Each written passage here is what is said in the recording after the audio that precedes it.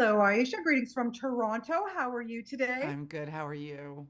I'm great. I'm great. Wow, this one, watch the whole thing. I was pretty obsessed with Laura's book, but I wanted to ask you, had you read the book before? And even if you hadn't, just in general, do you find source material like that important, or do you like to just go with what you're given on a script?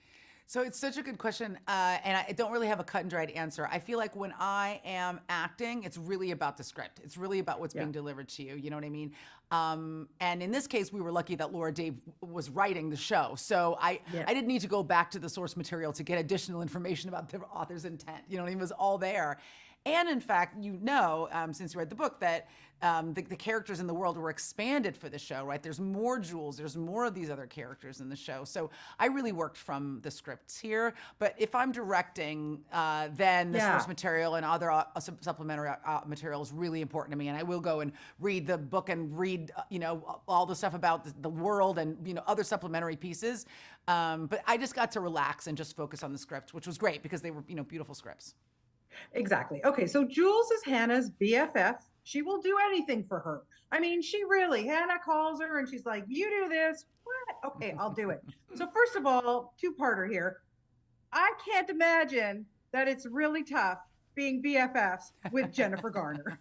Very easy, very easy. And we had to be best friends almost immediately. And it was just like so comfortable to fall into that role with her. She's just obviously, warm and confident and professional and commanding, but easy to be around and just, making each other laugh. And she's just a really lovely person.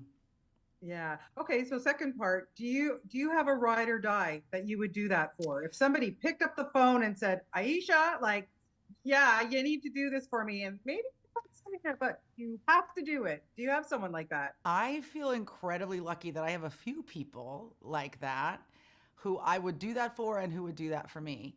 And I think one of the greatest things about getting older is that your good time friends fall away and then your ride or dies remain. You know what I mean? And I always say to my friends, I love a good time, but I am not a good time friend. Yeah.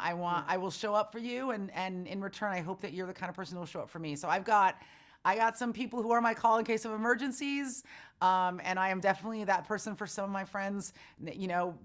Big life things, loss of a family member, Yeah. divorce, those. I want to be there for those people. To me, it's a privilege to have somebody in your life that you care about that much, that you'd be willing to get up in the middle of the night when they're going through something. That's a real gift to have that kind of a friendship. Absolutely, 100% agree with you. Hmm. Okay, so look, I've been following you since like way back the Talk Soup days. Like I've been watching everything that you do. You're so Thank amazing. you. Whose lines it anyway, working Thank with some you. of our amazing comedians Yes, at who I adore. Canada. Like, but you also have as you mentioned earlier, you do a lot behind the camera. So if you had to choose, do you like doing the acting, talk show host? Like, I mean, there's nothing you can't do, or do you just love doing the directing? If I would rather not choose. I'd Okay, rather not fair be enough. forced to choose.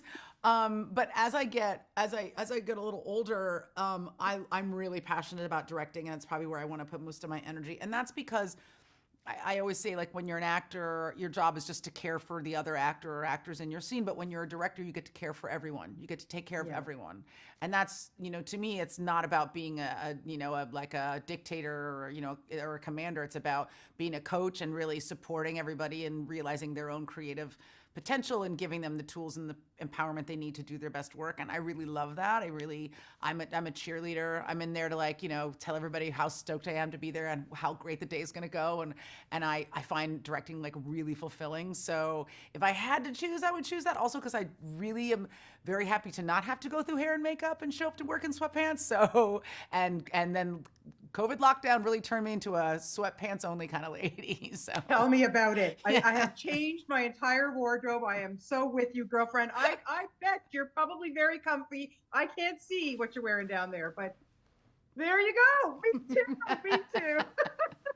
Well, listen, come back and visit us in Toronto sometime soon. You really did a great job in this show, and always a pleasure to talk to you, Aisha. Oh, Thank you so it much was for a your time joy. today. Thank Appreciate you. it. Have a great day. Okay, bye Thanks. bye. Bye bye.